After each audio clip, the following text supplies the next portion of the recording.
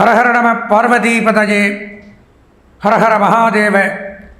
தென்னாருடைய சிவனை போற்றி, எந்நாட்டவர்க்கும் இறைவா போற்றி. வேயிறு தோழி பங்கன் விடமுண்ட கண்டன் மிக நல்ல வீணை தடவி, மாசரு திங்கள் கங்கை முடிமேல் அணிந்து என் உளமே புகுந்த அதனால், ஞாயிறு திங்கள் செவ்வாய் புதன் வியாழன் வெள்ளி சனி பாம்பிரண்டும் உடனே, ஆசரு நல்ல நல்ல அவை நல்ல நல்ல அடியாரவர்க்கு மிகவே.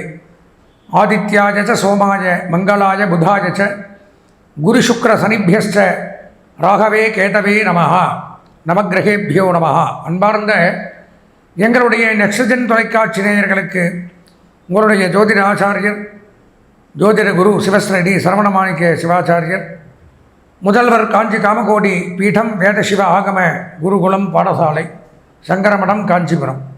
அலைபேசி 98609837. அடியனுடைய பணிவான வணக்கம் மற்றும் ஆசீர்வாதங்கள்.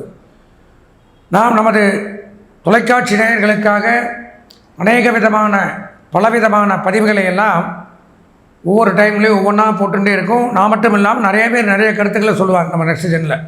ஏன்னா ஒவ்வொன்றுக்கும் ஒரு வித்தியாசங்கள் இருக்கும். ஒரே கருத்தை சொல்ல மாட்டோம். பலவிதமான வித்தியாசமான கருத்துக்கள், பலவிதமான விசேஷங்களை பற்றி தலைப்பை கொண்டு பேசுவோம். அப்படி பார்க்கும் பொழுது ஏன் இதெல்லாம் சொல்கிறேன் அப்படின்னா, நமக்கு தேடல்கள் அப்படிங்கிறது அதிகம் வாழ்க்கையில். ஏதாவது நமக்கு தெரியாத விஷயங்கள் அன்றாடம் ஒவ்வொன்றும் நான் சொன்ன மாதிரி டெய்லி பஞ்சாங்கம் சொல்கிறோம். பஞ்சம்னா என்ன? 5. அங்கம்னா 5 விதமான அங்கங்களை கொண்டது பஞ்சாங்கம். திதி, வாரம், நட்சத்திரம், யோகம், கரணம், இது 5ம் சேர்ந்தது தான் பஞ்சாங்கம். இந்த 5 நல்லா இருந்தால் தான் அன்றைக்கி நாள் நல்லா இருக்குன்னு அர்த்தம். காலண்டரில் சுபமுகூர்த்த நாள் போட்டான் அப்படின்ட்டு அன்றைக்கி நம்ம பாட்டுக்கு எல்லாமே பண்ணிடலாம் அப்படின்னு நினைக்கிறது அவ்வளவு சாத்தியப்படாது, நன்மைகள் தராது. திதி நல்லா இருக்கணும், கிழமை நல்லா இருக்கணும், நட்சத்திரம் நல்லா இருக்கணும், யோகம் நல்லா இருக்கணும், கரணம் நல்லா இருக்கணும். 5மே ஒரு முக்கியமான ஒரு சுப காரியங்களுக்கு பார்த்து தான் செய்யணும். இப்படி பஞ்சாங்கம். அப்படி இருக்கும் பொழுது முதல்ல எல்லாம் ஒரு நல்ல காரியங்கள் பண்ணணும், ஒரு விஷயங்களை பண்ணணுன்னா எங்களை மாதிரி ஜோதிடர்களை அல்லது எங்களை மாதிரி சிவாச்சாரியார்களை தேடி, சுவாமி இன்றைக்கி நாங்கள் இது பண்ணலாம் இருக்கோம், அதை பண்ணலான் இருக்கோம், நாள் குறித்து கொடுங்க அப்படின்லாம் கேட்டு வாங்கிட்டு போகின்ற காலம் ஒரு காலம். இப்போல்லாம் பார்த்தீங்கன்னா காலண்டர்லேயும் எல்லோரும் தெரிஞ்சுக்கிறாங்க. நமக்கு கூட தெரியாது, அவங்களே கேட்டுட்டு இன்றைக்கி இந்த நட்சத்திரம் என்ன அவங்களே தேதி பார்த்துக்கிறாங்க, டேட் வச்சுக்கிறாங்க.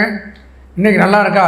அதற்கு காரணம் எங்களை மாதிரி ஜோதிடர்கள் இந்த மாதிரி ஒரு யூடியூப்பில் மற்ற இதில் எல்லாம் அந்த மாத ராசி பலன்கள், வார ராசி பலன்கள், தின பலன்கள், இப்படியெல்லாம் என்றைக்கு நல்லா இருக்குது, எப்படி இருக்குங்கிறதெல்லாம் தெளிவாக சொல்கிறோம்.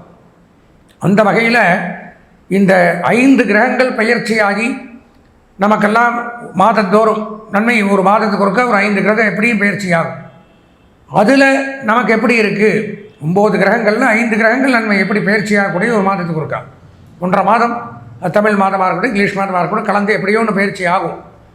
அப்படி பார்க்கும் பொழுது கடந்த மாதத்தில் நம்ம பலவிதமான கஷ்டங்களை பட்டிருந்தோம். இப்போனாச்சும் நமக்கு ஏதாவது விடுவிகாலம் இருக்காங்கிறத பார்க்கறதுக்காகத்தான் இந்த மாத ராசி பலன்கள் அப்படிங்கிற தலைப்பில் மங்களகரமான விஸ்வாவச வருஷம் 2025ஆம் ஆண்டு டிசம்பர் மாதத்திற்குண்டான பலாபலன்களை இப்போ நம்ம பார்க்க இருக்கிறோம்.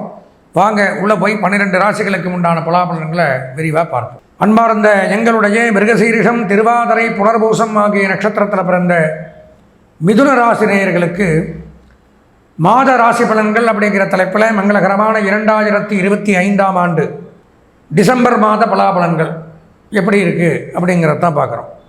டிசம்பர் மாதத்தில் இந்த 2025 வருஷம் மிதுன ராசிக்கு எப்படி இருக்குது? மிகச்சிறப்பு. இவ்வளோ நாளாக ஜென்ம குருவாக இருந்தார். ஜென்மகுரு ராமர் வனத்திலேன்னு சொல்லுவாங்க. அப்பேற்பட்ட இந்த குரு பகவான் ராமரே வனவாசம் போன நேரம் அங்கே எங்கோ அலைஞ்சிட்டு நிம்மதியாக வீட்டில் இருக்க முடியாது, நிம்மதியாக சாப்பிட முடியாது, தூங்க முடியாது, அலைச்சல் இதெல்லாம் கொடுத்துட்டு இருந்தார்.